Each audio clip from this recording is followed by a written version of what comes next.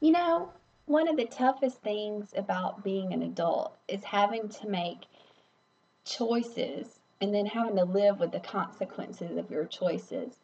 But I guess maybe it's a little bit harder when you have to live with the consequences of somebody else's choices.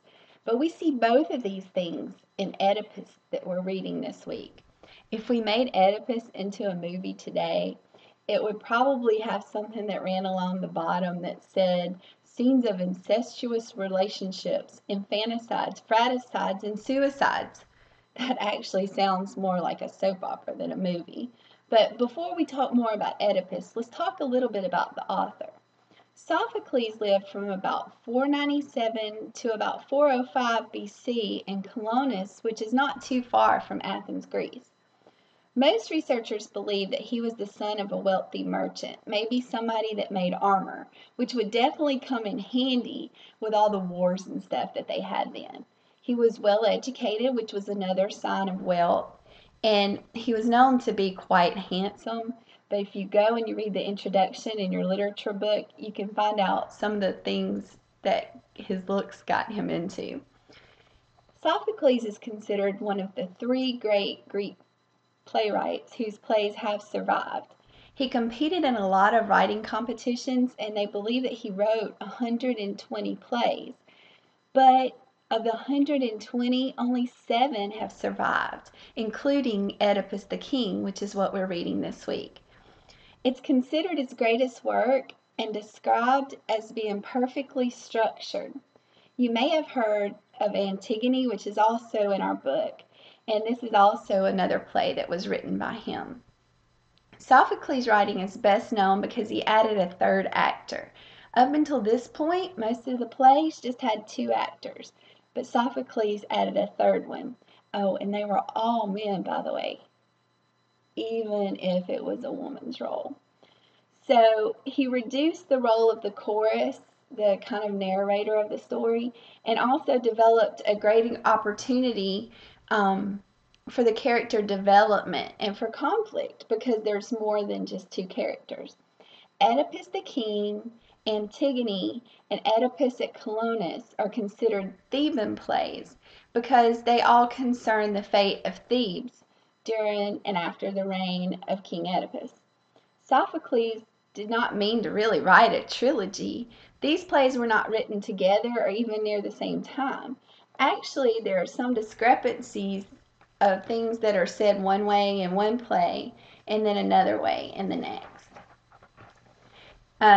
So when you see the discrepancies, you know that he really wasn't trying to write like Star Wars or The Hunger Games.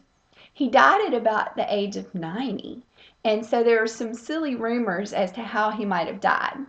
One rumor says that he died from the strain of trying to recite a long sentence from Antigone without pausing to take a breath. Another story is that he choked on grapes at some sort of festival in Athens. And then another is that he died from happiness after winning his final competition. However he died isn't really important. What's important is that even modern plays and movies owe a lot of their success and the way they turn out to Sophocles. Now, let's meet our main character, Oedipus. He grew up the son of a ruler in Corinth. When he overheard someone saying that he really didn't belong to his parents, he went to speak to an oracle. The oracle did not clarify the situation. He only told them that he would murder his father and sleep with his mother. Thinking that he was protecting his parents, Oedipus fled Corinth and headed toward Thebes.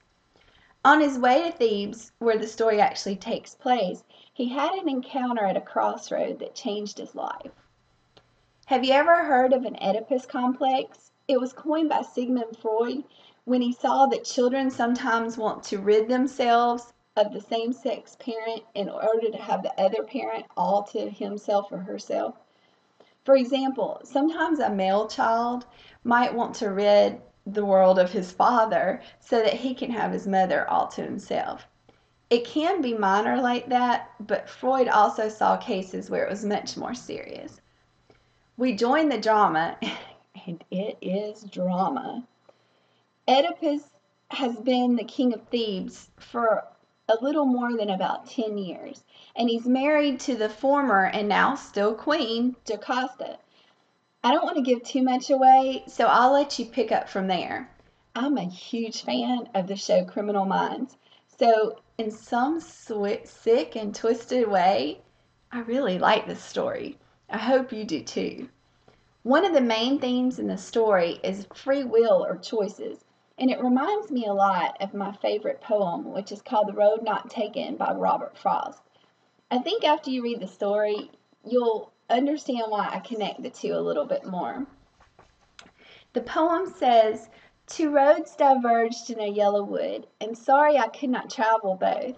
And be one traveler, long I stood, and looked down one as far as I could to where it met in the undergrowth. Then took the other as just as fair, and having perhaps the better claim, because it was grassy and wanted wear, though as for that the passing there would never had worn them really about the same. And both that morning equally lay, in leaves no step had trodden black. Oh, I kept the first for another day, yet knowing how way leads on to way, I doubted if I should ever go back. I shall be telling this with a sigh, somewhere ages and ages hence. Two roads diverged in a wood, and I took the one less traveled by, and that has made all the difference." Enjoy this week's reading. Don't forget to check all the extra goodies that I've provided in the resource and activities folder. There's some entertaining stuff there. Have a great week.